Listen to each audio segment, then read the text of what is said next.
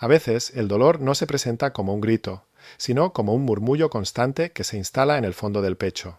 No tiene forma ni dirección, solo una vibración tenue que interfiere con todo lo demás. Es el ruido del sufrimiento, una frecuencia baja, persistente, que nos acompaña incluso en los momentos en que creemos estar bien.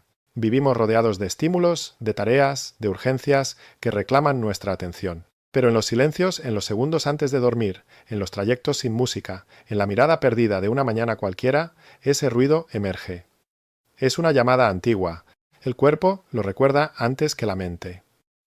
Una opresión en el estómago, un nudo en la garganta, una sensación de estar desconectados del mundo que, sin embargo, nunca desaparece del todo. El sufrimiento no siempre se grita. A menudo se camufla en la productividad, en el estoy bien, en la sonrisa aprendida.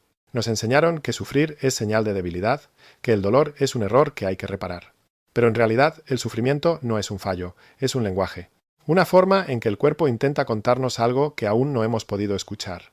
Cuando la vida se vuelve amenazante, el sistema nervioso se activa. Es un guardián ancestral, diseñado para protegernos de aquello que puede dañarnos. Su lenguaje es eléctrico, instintivo, sin palabras. Cuando el peligro pasa, el cuerpo debería poder volver al reposo.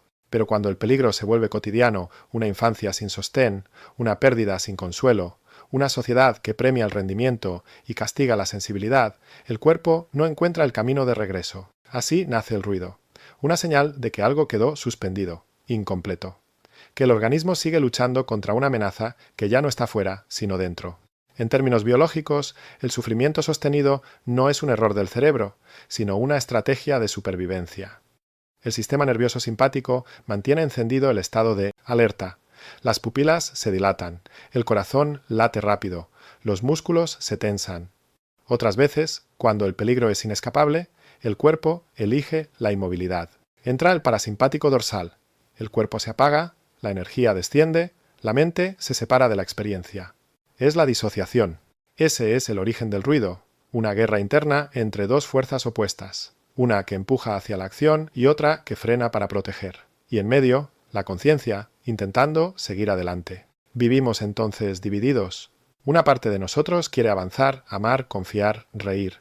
Y otra parte teme hacerlo, porque en algún punto del pasado eso significó peligro. Esa tensión invisible crea el zumbido del sufrimiento. No es solo psicológico, es fisiológico, tangible, medible en los ritmos del corazón y en la química del cuerpo. El problema es que hemos aprendido a taparlo, a mantenernos ocupados, a no detenernos. Creemos que la sanación vendrá cuando logremos entenderlo todo racionalmente, cuando tengamos el control. Pero la mente, por sí sola, no puede silenciar el ruido del sufrimiento, porque ella no lo originó. Fue el cuerpo. El cuerpo guarda la historia entera. Es el escenario donde el trauma deja su huella. Allí donde una vez hubo miedo, el cuerpo construyó un refugio, un gesto que se repite, un tono muscular que no se relaja, una respiración que nunca se completa, y ese refugio, que fue protección, se convierte con los años en una prisión invisible. Por eso, el sufrimiento no desaparece con pensamientos positivos. No se disuelve con voluntad. Se calma cuando somos capaces de mirar adentro sin huir. Cuando dejamos de buscar soluciones rápidas y nos atrevemos a escuchar lo que el cuerpo lleva tanto tiempo diciendo, estoy intentando sobrevivir. En el fondo, el ruido del sufrimiento es el eco de una parte de nosotros que no fue acompañada. Un niño interno que quedó solo en medio de la tormenta. Y cada vez que el presente se parece un poco a ese pasado, el cuerpo vuelve a encender sus alarmas.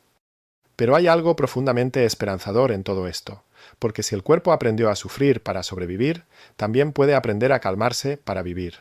La neurociencia lo confirma. Las mismas vías neuronales que sostienen el trauma pueden reconfigurarse con seguridad, presencia y compasión. Cuando empezamos a observar ese ruido sin intentar eliminarlo, algo cambia. El observador interno despierta.